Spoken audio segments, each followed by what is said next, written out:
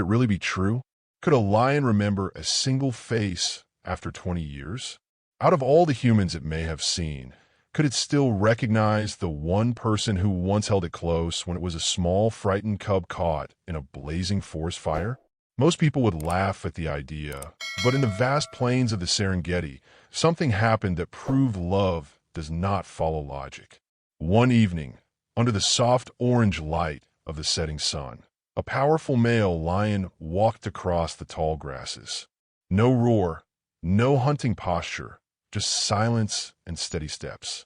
Then, as if led by memory, the lion slowly rested its head on the shoulder of a woman, the very same woman who had once saved his life when he was too small to stand. It wasn't just a reunion. It was a quiet miracle, one that no one could have believed unless they saw it with their own eyes. And for anyone who's ever loved an animal like family, this story will feel like coming home.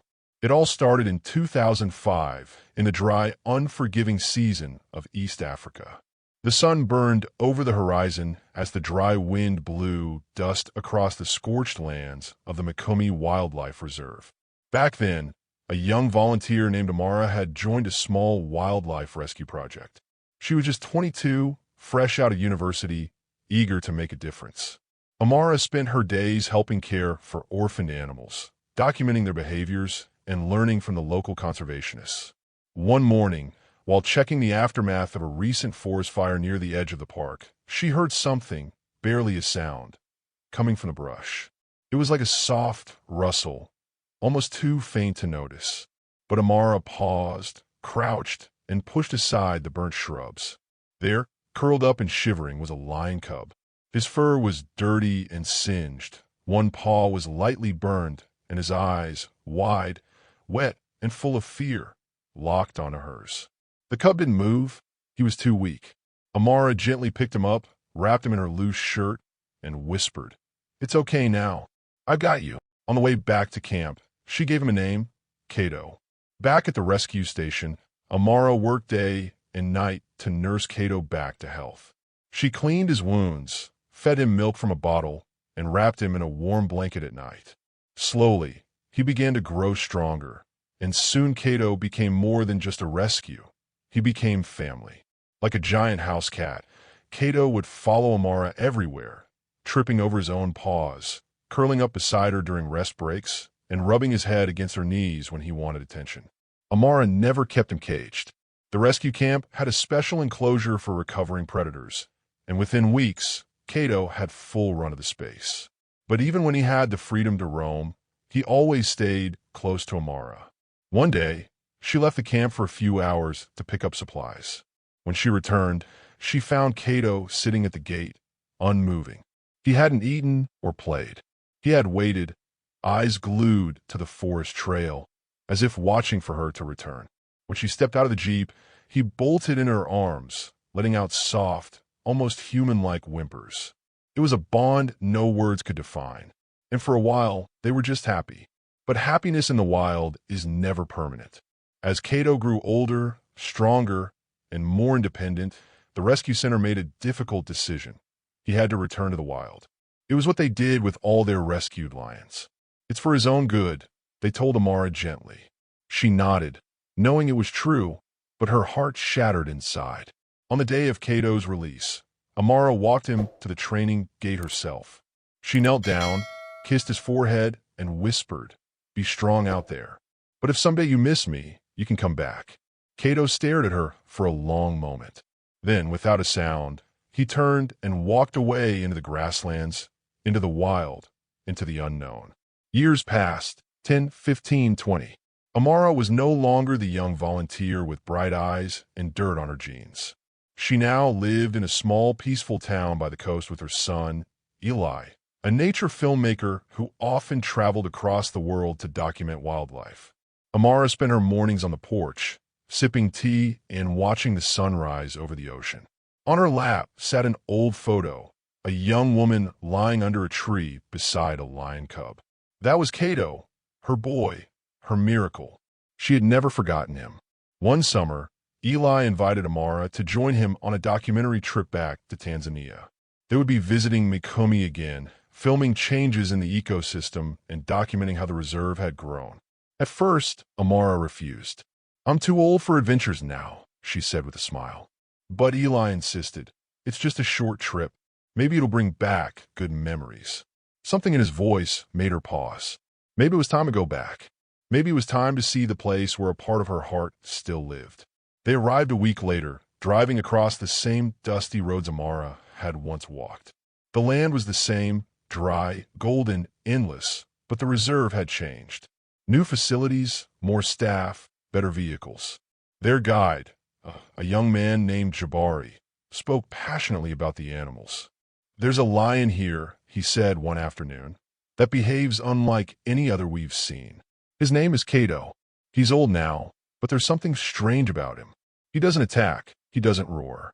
Once he pressed his head into the shoulder of a ranger. No one knows why." Amara froze. Her hands gripped the edge of her seat. She looked out the window, her eyes wide. "Cato," she whispered. Could it be? Could it really be her Cato? That same evening, the group stopped near an open plain, waiting to capture shots of wildebeest migrating. The sun dipped lower in the sky, painting the grasslands in orange and gold. Suddenly, Jabari raised his hand. "Look," he said. In the distance, a lion was approaching, slowly, carefully, not hunting, not threatening, just walking. As the lion came closer, everyone in the vehicle went silent. He was large, with a thick dark mane and a calm expression, but his eyes were searching, as if looking for something or someone. Amara's breath caught in her throat. She didn't wait. Her heart knew before her mind could catch up. Without asking for permission, she opened the vehicle door. "Mom," Eli said, alarmed. "It's all right," she replied. "I know him." She stepped down from the Jeep. The wind blew gently through her hair. The grass touched her legs like soft fingers. The lion stopped just a few meters away. Now Amara stood still, barely breathing. "Cato," she called, her voice shaking. The lion looked up. Their eyes met, and then something unimaginable happened. The lion let out a sound. Not a roar, not a growl, but a soft, aching cry, like a child who finally found his mother after being lost for years. He took a few steps closer. Then gently, he lowered his head onto her shoulder. Amara reached out with trembling fingers, running them through the familiar fur of his mane. Her eyes filled with tears. The years fell away, the pain, the waiting, the wondering. It all melted. For a moment, they were back in the past, a girl and her cub. No one said anything. No one could. A few tourists cried. Jabari wiped his eyes. Eli captured the moment on film, hands shaking. But Amara said nothing. She just wrapped her arms around Cato's neck, and he leaned into her, as if to say, "I remember you." Word of the reunion spread quickly.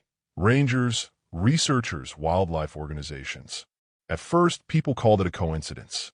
"It's possible he recognized her scent," one biologist suggested. "Maybe she reminded him of a caretaker from the past," another said. But then someone found old logs from 2005. There it was, a lion cub named Cato, rescued from a fire, raised by a volunteer named Amara. The story went viral. Photos of the elderly woman hugging a full-grown male lion under the African sky touched hearts all over the world. Experts began discussing lion memory. Some argued that lions can remember through emotional connections. Others said scent plays a bigger role than sight. But for Amara, there was no need to explain. "Love doesn't follow science," she told a local reporter. "Sometimes it just waits and remembers." Before she left the reserve, Amara was granted one last afternoon with Cato. No cameras, no crowds, just the two of them.